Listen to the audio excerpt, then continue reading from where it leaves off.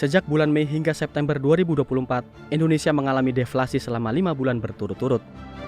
Berdasarkan data BPS, per September 2024, angka deflasi di Indonesia mencapai 0,12%. Hal ini disebabkan setidaknya oleh dua faktor, yakni menurunnya daya beli masyarakat dan kelas menengah, serta ketidakpastian kondisi politik Indonesia akibat masa transisi pemerintahan Joko Widodo ke Presiden terpilih Prabowo Subianto. Menyoroti hal tersebut, anggota DPR RI Mukhtarudin menilai menurunnya kelas menengah disebabkan karena tidak adanya keseimbangan antara pendapatan masyarakat dengan kenaikan harga di pasar, sehingga berdampak pada penurunan daya beli. Diketahui jumlah kelas menengah turun drastis dalam beberapa tahun terakhir. Pada tahun 2019, kelas menengah mencapai 57,33 juta orang, sementara pada tahun 2024 hanya sebanyak 47,85 juta orang. Untuk itu, pemerintah harus memberikan berbagai insentif terhadap masyarakat kelas menengah untuk menciptakan kestabilan ekonomi dan mengantisipasi naiknya angka kemiskinan. Maka pemerintah perlu mempersiapkan langkah insentif apa yang diberikan ya kepada kelas menengah ini supaya mereka tidak langsung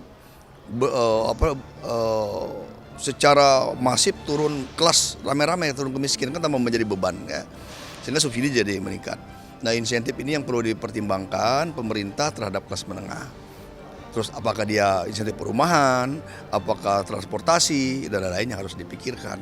Sementara kan mereka nggak dapat apa-apa nih kelas menengah nih, subsidi nggak dapat, ya insentif nggak dapat, ya mereka dianggap mampu. Sekarang mereka turun, ya gaji mereka tidak naik, ya. Nah, ini yang harus dilakukan oleh kebijakan. Insentif kelas menengah perlu dipikirkan supaya mereka tidak tetap menjaga daya belinya gitu loh. Dengan daya beli naik, berarti deflasi juga akan berangsur-angsur membaik gitu loh. Karena kan indikasinya kan karena daya beli masyarakat menurun. Fenomena deflasi beruntun merupakan peringatan bagi pemerintah untuk segera menyesuaikan kebijakan ekonomi negara. Meskipun deflasi diprediksi akan berakhir pasca dilantiknya presiden terpilih, namun pemerintah tetap perlu menjaga kebijakan fiskal dan cadangan devisa negara dalam APBN yang berperan sebagai shock absorber.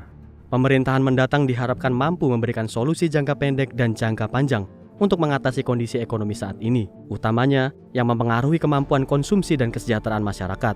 DPR RI juga ingatkan pemerintah untuk terus mengontrol kenaikan harga komoditas guna meredam potensi kenaikan inflasi dan deflasi.